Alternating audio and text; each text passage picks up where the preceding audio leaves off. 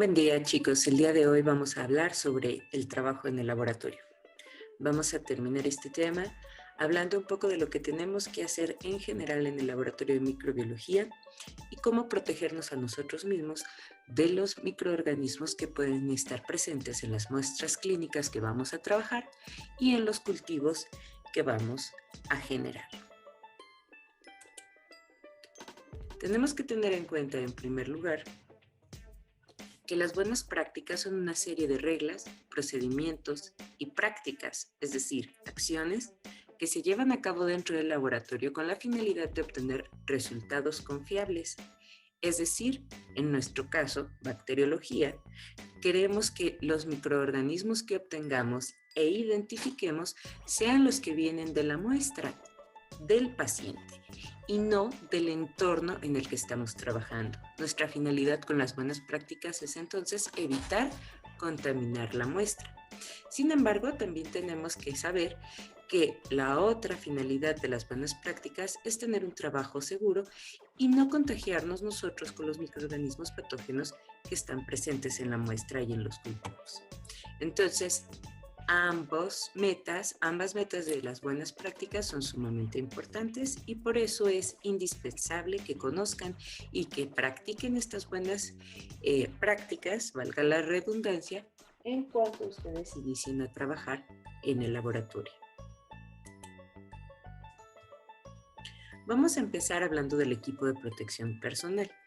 El equipo de protección personal es la ropa de trabajo que nosotros tenemos que utilizar precisamente para evitar contaminar las muestras con los microorganismos que podamos portar en nuestra piel y ropa y contaminarnos nosotros con los microorganismos que se encuentren presentes en la muestra. El equipo de protección personal en el área de microbiología incluye bata, cofia, lentes, cubrebocas y guantes. La cofia se utiliza para proteger el pelo de salpicaduras que pudieran ocurrir, pero principalmente, ya cuando tenemos práctica en el manejo de las muestras, para evitar que el pelo caiga sobre la cara y pueda también contaminar las muestras con el polvo que pueda dejar caer, ¿sí? Entonces, es en dos direcciones, evita que el pelo se contamine con los microorganismos y evita también que los microorganismos, la muestra, se contamine con polvo y los microorganismos que contiene que podemos estar acarreando en nuestro pelo. Los lentes nos protegen los ojos, los cuales en el interior de los párpados pues tienen mucosas y pueden ser susceptibles a infección por cualquier microorganismo que se encuentre en las muestras. Las mascarillas, que normalmente utilizamos mascarillas quirúrgicas, aunque actualmente también son muy populares las de tela porque evitan el uso de desechables. Sin embargo, en el laboratorio casi siempre se utilizan mascarillas quirúrgicas. ¿Cuál es la diferencia entre estas dos? Las mascarillas quirúrgicas son fabricadas con 3 capas de materiales sintéticos no tejidos, lo que evita que las pequeñas gotas de fluidos que contengan microorganismos puedan pasar fácilmente a través de ellas. Están configuradas de tal modo que están encajadas en el centro, ¿sí? Y esto evita también que grandes gotas pasen al interior de la mascarilla. Estas 3 capas van filtrando poco a poco todas las partículas, ya sea polvo o gotas de fluido, que pudieran ingresar a nuestra nariz y nuestra boca, iniciando una infección. Las de tela también pueden tener este nivel de protección si se fabrican de la siguiente manera. Una capa interna que sea de un material absorbente como el algodón para que pueda absorber los fluidos que salen de nuestra respiración y de nuestra boca al hablar.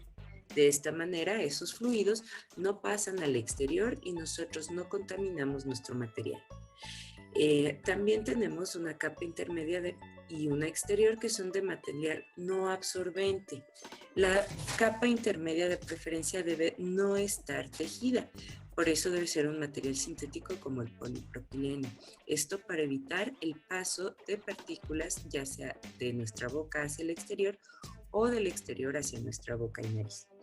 Igual, la capa externa no es absorbente con la intención de que repela las gotas que puedan estar entrando en contacto con nuestra cara, y de esta manera la capa absorbente no se satura de cosas que tenga que absorber, ¿sí? No se satura de líquido del exterior. Aún ahora en tiempos de contingencia, cuando el personal de laboratorio cada vez que sale a la calle tiene que usar su mascarilla de tela, es muy importante que no sea la misma la que está en la calle que la que está dentro del laboratorio, porque la que estamos utilizando en la calle pues se va a estar contaminando constantemente de todas las cosas con las que entre en contacto. De esta manera, al entrar en el laboratorio puede ser más un objeto que cause contaminación de nuestro material en lugar de ser una barrera protectora. Entonces, es muy importante que entendamos que si bien estas dos mascarillas nos sirven a nosotros en los laboratorios escolares, la de tela, o incluso si utilizamos quirúrgica, la de la calle se debe de quedar fuera del laboratorio, y en el laboratorio necesitamos utilizar una limpia, en el caso de las de tela, o una nueva si es quirúrgica. ¿Qué pasa con las mascarillas N95 y las de otros materiales tipo esponja que son muy elegantes y que van muy bien con nuestro vestir? Es un problema. Las mascarillas N95 y KN95 sí ofrecen un mayor nivel de protección. Sin embargo, deberían estar reservadas para las personas que están expuestas a altos riesgos, como el personal de salud. Entendamos que el microorganismo sí está en el aire en pequeñas partículas y puede resistir cierto tiempo ahí, aunque eso todavía no está completamente definido. Ya empieza a haber evidencias de que el coronavirus en particular sí podría estar suspendido en el aire cierto tiempo. Sin embargo, el riesgo de obtenerlo de esa manera es lo suficientemente reducido utilizando mascarillas quirúrgicas o de tela, como las que usamos nosotros en el laboratorio. Y las KN95 sí deberían de ser restringidas nada más para el personal de salud que atiende directamente a los pacientes con coronavirus. ¿Por qué? Porque ellos necesitan una mayor protección al estar en contacto constantemente a una mayor carga viral, que es la que sacan las personas que están enfermas. Como ellos ya tienen una mayor frecuencia de contacto a una mayor cantidad de virus, necesitan una mayor protección, y es por eso que ellos deberían de ser los que tengan acceso a este tipo de mascarillas. En el momento que nosotros empezamos a demandar estas mascarillas, el público en general, los hospitales y el personal médico puede quedar sin tener esta protección a la mano, o se vuelven demasiado caras para ellos también. Además, la mascarilla por sí sola no es la única medida que se debe de tomar, no es suficiente. La mascarilla debe ir acompañada de lavado de manos, de evitar las aglomeraciones, de evitar estar demasiado tiempo en lugares cerrados con mucha gente. Y todo junto debería ser suficiente para disminuir al mínimo el riesgo sin que éste pueda desaparecer completamente. Entonces, sí, cuando van ustedes a lugares cerrados, parte de este equipo de protección personal que era del laboratorio clínico o del personal médico, ahora ya lo deben de usar también ustedes en su día a día, particularmente los lentes y las mascarillas, para evitar que las gotas que contengan coronavirus entren a sus mucosas en los ojos, en la nariz y en la boca. Sin embargo, es muy importante que se use correctamente siempre. Estos dos equipos de protección no deben de estarse tocando constantemente, porque las manos siempre van a ser el principal vehículo de contaminación cuando no estamos en contacto directo con una persona enferma. Es decir, nosotros vamos a tocar cosas contaminadas y si nos llevamos la mano a la cara, pues nos vamos a contaminar. Si constantemente nos estamos acomodando el cubrebocas, vamos a contaminar el cubrebocas, muy probablemente vamos a tocarnos la piel, en algún momento nos tocaremos sin darnos cuenta la nariz y la boca, y entonces mucho gusto de cubrebocas no nos va a servir de nada. Igual, si nos estamos constantemente tocando los lentes o estamos incluso quitándolos para ver mejor alguna cosa, no sirve de nada tenerlo. Estos dos equipos fuera y dentro del laboratorio no se deben de estar tocando constantemente una vez que se han puesto, ¿de acuerdo? Estas mascarillas, a pesar de que parecieran muy simples, son suficientes para tener protección si las combinamos con un correcto lavado de manos, con no estarlas tocando, con lavarlas o cambiarlas en cada uso y también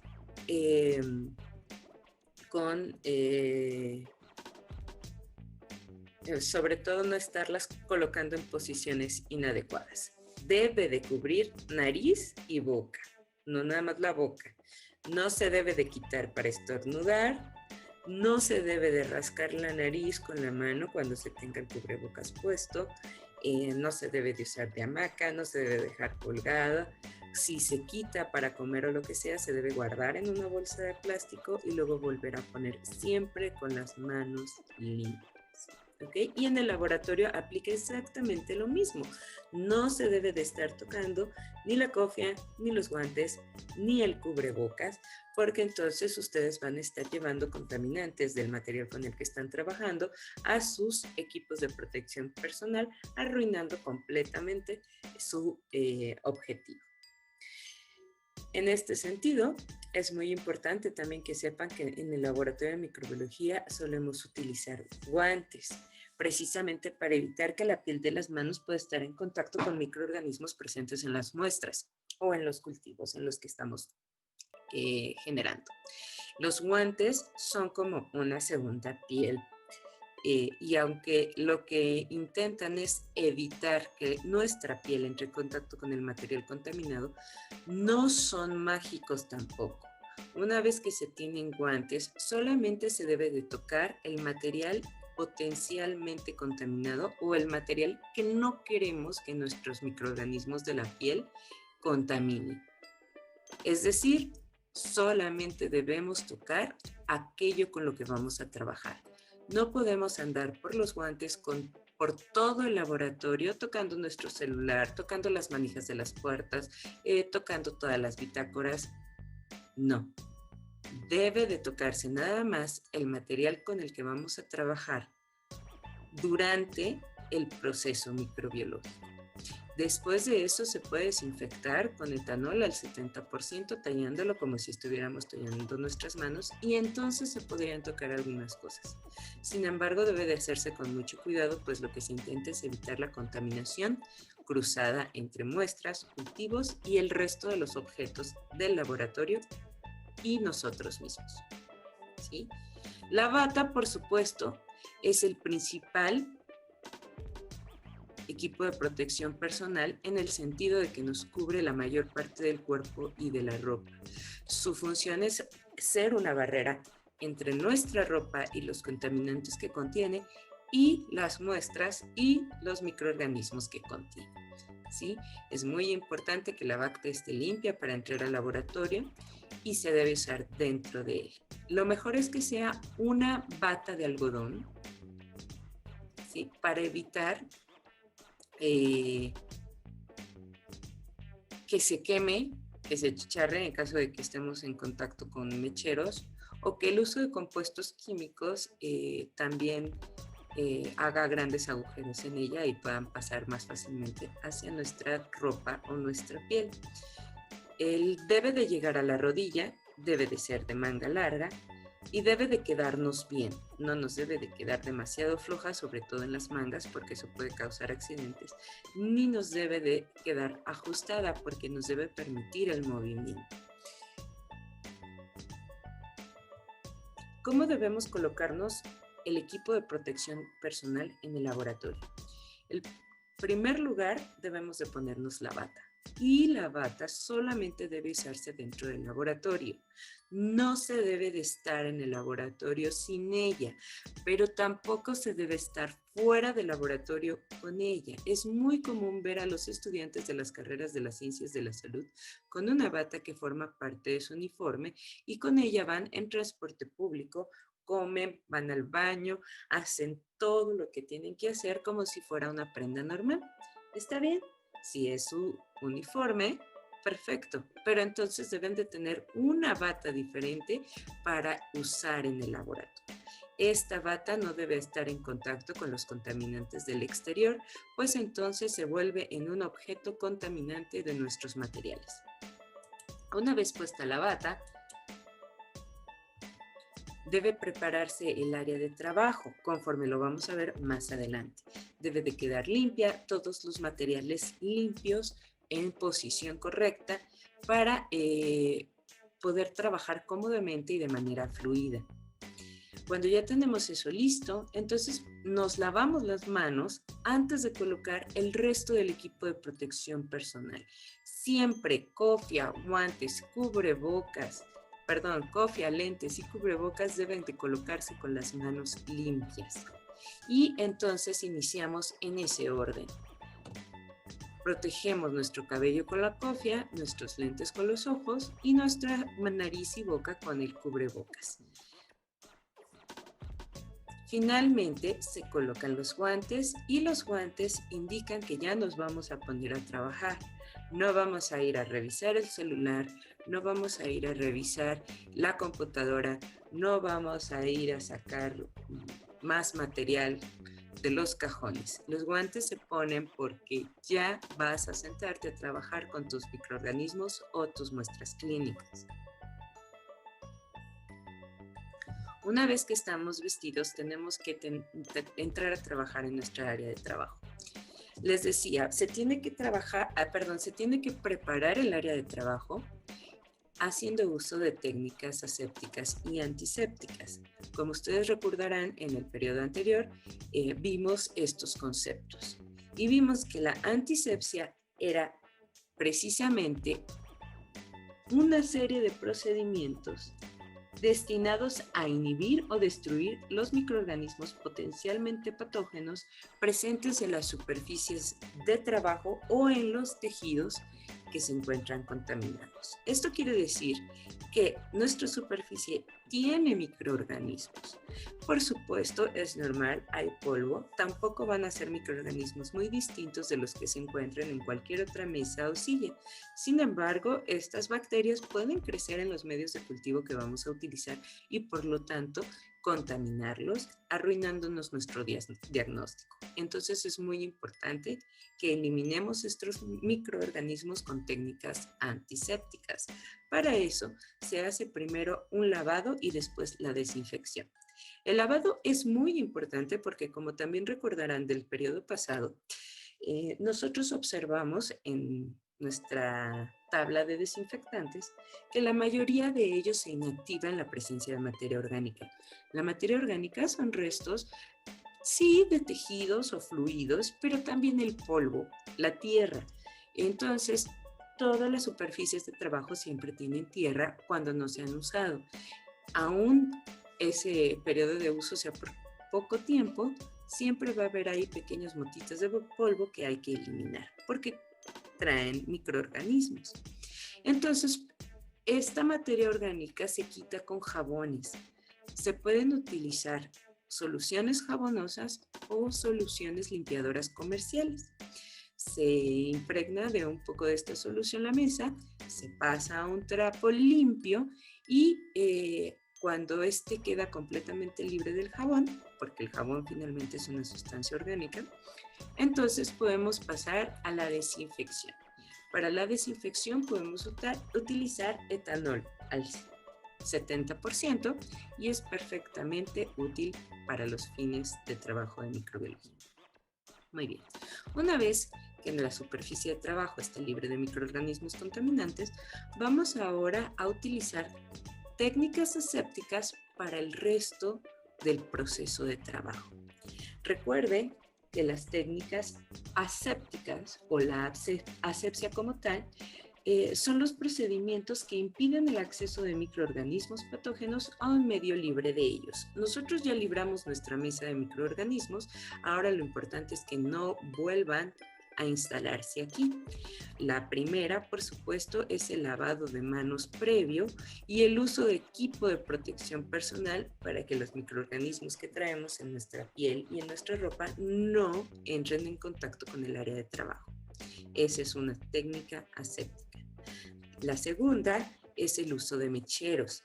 La flama tiene en sus diferentes regiones temperaturas que van desde los 200 grados centígrados hasta los 1300 grados centígrados.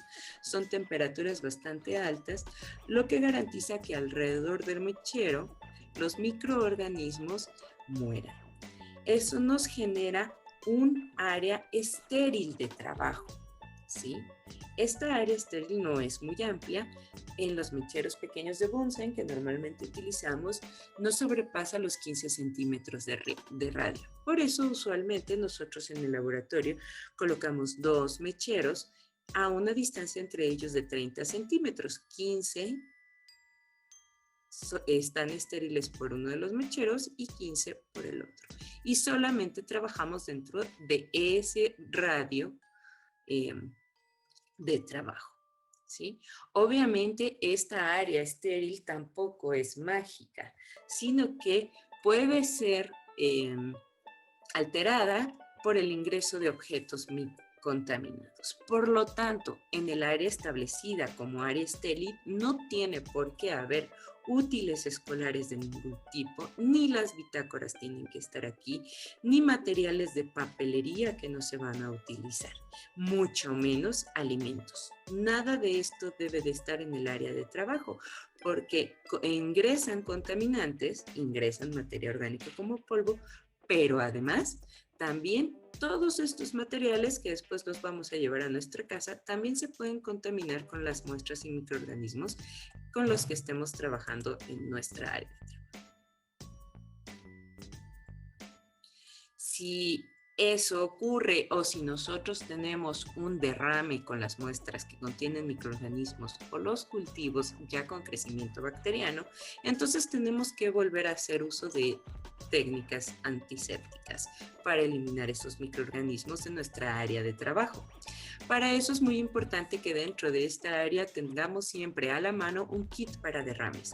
El kit para derrames debe consistir de toallas absorbentes, que pueden ser estas que ya venden previamente cortadas y dobladas, y si no, ustedes de los rollos de toallas para cocina de papel pueden cortar varios trozos y entonces pueden doblarlas y mantenerlas ya listas para su uso. Además, también deben de tener guantes adicionales, unos 2 o 3 pares extras para cambiarlos en caso de que sus guantes se manchen con líquidos contaminados. Y un frasco ancho con tapa de rosca que contenga hipoclorito de sodio al 5%. El hipoclorito de sodio es precisamente el principio activo del cloro comercial, el cual suele estar al 5%. Por lo tanto, ese cloro que ustedes van a utilizar lo van a diluir 1 a 10, es decir, van a poner un tanto de cloro y 9 tantos de agua. Esa mezcla la colocan aquí en su frasco perfectamente limpio, lo etiquetan, puede ser un frasco de reuso de otras cosas, hasta puede ser un frasco de mayonesa, siempre y cuando su tapa sea de rosca y que selle bien. Tiene que estar bien limpio para colocar la solución y luego etiquetado. No hagan demasiada porque recuerden que el hipoclorito de sodio se inactiva después de cierto tiempo. Entonces, para cada ocasión deben de estar preparando su solución desinfectante. Con esto, ustedes quedan preparados para en caso de un derrame de muestra o de cultivo dentro del área de trabajo, inmediatamente puedan tomar una sanita o una toalla absorbente con un poco de cloro, dejarla ahí para inactivar los microorganismos, limpiar, secar y poner en una bolsa que van a tener aquí en la mano con el mismo kit, donde puedan colocar estos desechos. Como va a estar con cloro, se asume que todo esto está bien inactivado y puede ir a la basura municipal. Y sus guantes se echan aquí y los sustituyen por otros de repuesto. El kit de derrame se tiene siempre listo, pero se hace todo lo posible para no utilizarlo nunca, porque si se utiliza quiere decir que hubo un accidente de trabajo y eso siempre implica un riesgo que no queremos correr. Ahora, mayor detalle sobre el área de trabajo. Nosotros tenemos nuestra área de trabajo, que en nuestra escuela sí tenemos una superficie de acero, y los dos mecheros que nos van a indicar el área de esterilidad. Una vez que tenemos esto definido, vamos a marcar imaginariamente 3 secciones de nuestra área de trabajo. El área limpia, el área propiamente de trabajo y el área sucia. Y vamos a tratar de trabajar con un flujo que va siempre desde el área limpia hacia el área sucia y nunca de regreso, porque no queremos ensuciar lo que está en el área limpia. En el área limpia van a estar nuestros materiales que no están en contacto con los microorganismos. Material estéril, como por ejemplo las cajas de cultivo. Los medios de cultivo que estén aquí se etiquetan antes de iniciar para no estar tocando marcadores una vez que ya tocamos muestras o cultivos con crecimiento, ¿sí? Entonces, todo se etiqueta antes de empezar. Eso quiere decir, por supuesto, que nosotros ya sabemos qué es lo que vamos a hacer, ya revisamos las bitácoras, ya vimos cuántas muestras hay. Entonces, con nuestros guantes puestos, antes de iniciar nos ponemos a etiquetar todas las cajas y esto mismo nos sirve como un indicador de qué trabajo hemos hecho y qué trabajo nos falta por hacer. Una vez ya todo etiquetado, pasamos al área de trabajo. En el área de trabajo están nuestras muestras y en ocasiones también pueden estar nuestros medios de cultivo limpios si estos vienen en tubo, porque a veces es más fácil verlos de frente que estar volteando para verlos de lado. Sin embargo, en todo caso, los tubos limpios deben de estar más recargados hacia el área izquierda para que se mantengan todavía como dentro del área limpia y separados de las muestras contaminadas. Podemos tener más atrás una serie de muestras, si son varias, y debemos de tener aquí exactamente enfrente solamente la muestra que vamos a trabajar.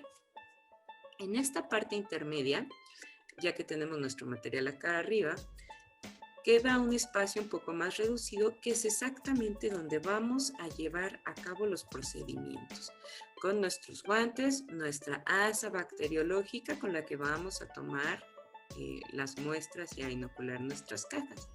Vamos a tomar nuestros medios de cultivos del área limpia, los pasamos al área de trabajo y aquí los destapamos para inocularlos.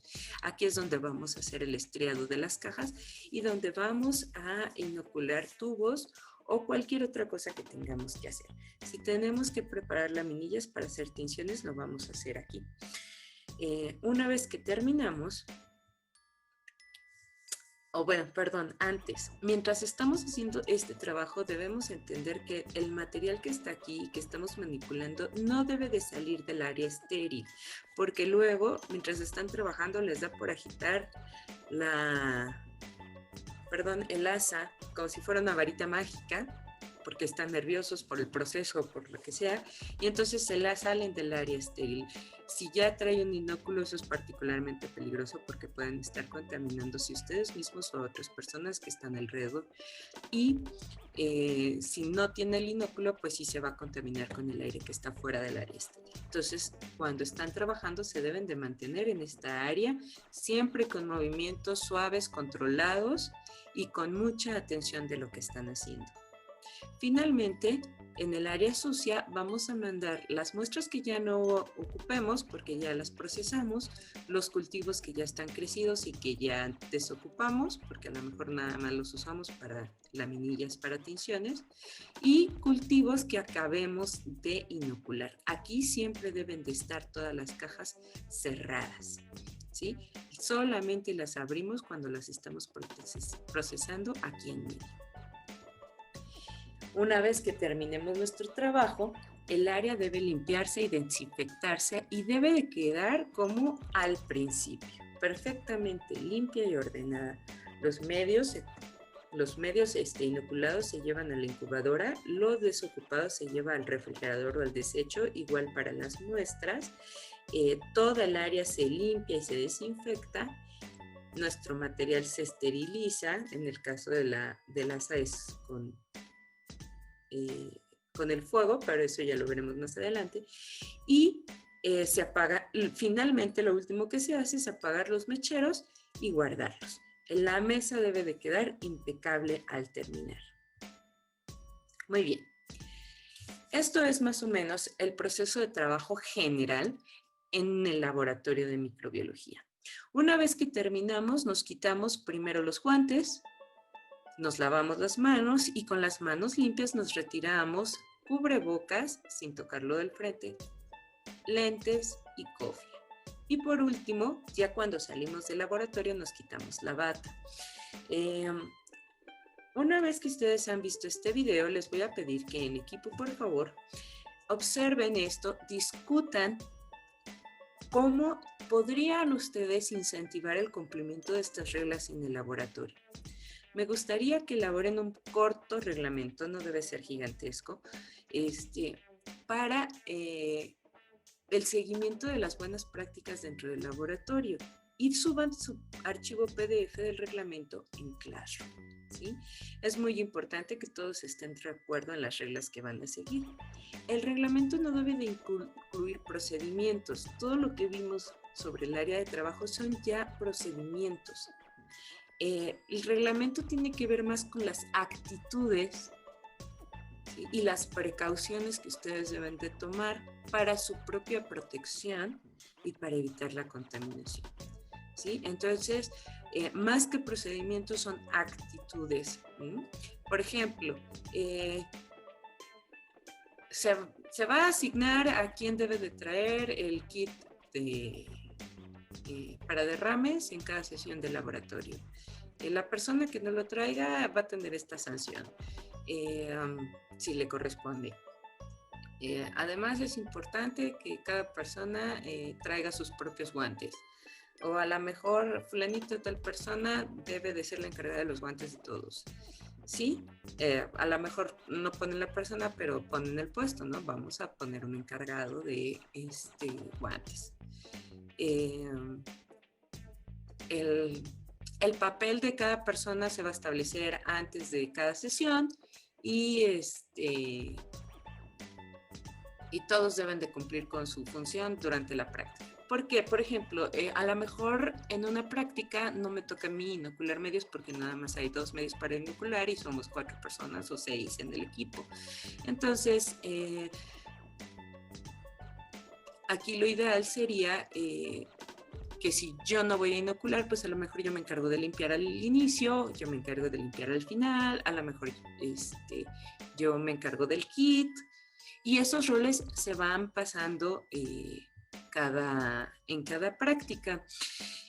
Por ejemplo, también yo voy a ser el secretario del equipo el día de hoy. Es decir, yo no voy a usar guantes porque voy a estar usando la bitácora, no quiero desperdiciar mis guantes, yo no voy a tocar material contaminado. Y entonces yo me voy a encargar de estar cerca, sí, pero sin tocar nada, para que la persona que está ejecutando el proceso me diga qué es lo que está observando y tener las anotaciones. Así, la persona que está manipulando las muestras no contamina su propia bitácora. Al final, esa persona puede tomar las notas del secretario, por eso se estaría trabajando en equipo. Yo sé que ahorita no vamos a entrar al laboratorio por cuestiones de contingencia, pero tenemos que imaginar que vamos a estar trabajando ahí, que vamos a estar trabajando con microorganismos y ustedes tendrían que de todos modos hacerse el hábito de establecer reglas, de tener muy claro cuál debe ser su conducta dentro del laboratorio, sus actitudes de trabajo y las precauciones que deben de tomar. Finalmente, además del reglamento, deben de elaborar diagramas de flujo para el uso del equipo de protección personal y la preparación del área de trabajo. Es decir, son 2 diagramas de flujo. Estos diagramas de flujo deben de cumplir con el uso de la simbología solicitada previamente, inicio y fin en óvulos, rectángulos para cada paso y un rombo, bueno, eso se llama creo paralelepípedo o algo así, para el material que se está utilizando, en este caso cultivo bacteriano y en este caso el producto que es un reporte, un documento, vaya, ¿no? Es un reporte. Entonces, debe de tener flechas en una sola dirección de preferencia para que sea muy fácil de seguir. Y los enunciados a las instrucciones deben de ser sumamente breves. Cada uno de estos puntos se va a evaluar. Cada uno de estos diagramas de flujo va a valer 4 puntos y el reglamento va a valer 2 puntos, de manera que en total toda la actividad vale 10 puntos. Entonces les encargo mucho que hagan este procedimiento en diagrama de flujo, tanto el uso de protección personal, es decir, el orden exacto en el que se van a poner cada una de los elementos del equipo de protección personal y luego cómo se lo van a quitar. Y otro diagrama de flujo para la preparación del área de trabajo. ¿Qué debo de hacer primero? ¿Qué debo de poner dónde? Y cómo debe ir el flujo. ¿Sí? Entonces espero que con esto les quede más claro un poco cómo es el trabajo en el área de microbiología. Vamos a complementar con algunos videos elaborados por otras instituciones de educación en microbiología, para que tengan un ejemplo en vivo. Ahora, es muy importante que entiendan que tanto la preparación del área de trabajo como algunas de las buenas prácticas son flexibles en cuanto que se adaptan a las instalaciones con las que se cuentan en cada laboratorio y que además pues tampoco es lo mismo un laboratorio de enseñanza que un laboratorio microbiológico como tal. Sin embargo, lo que vimos aquí es lo más general y es muy aplicable a diferentes tipos de laboratorio. Mucha suerte. Recuerden que esto se va a entregar a más tardar el viernes, así es que espero que estén trabajando estos días en su sesión de Teams. Quien tenga problemas para entrar a Teams, por favor, comuníquese con una sola persona de su equipo en WhatsApp y que esta persona suba sus imágenes o capturas de pantalla en su chat de Teams. Pero sí es muy importante que todos estén participando. Que tengan un excelente día. Nos escuchamos próximamente.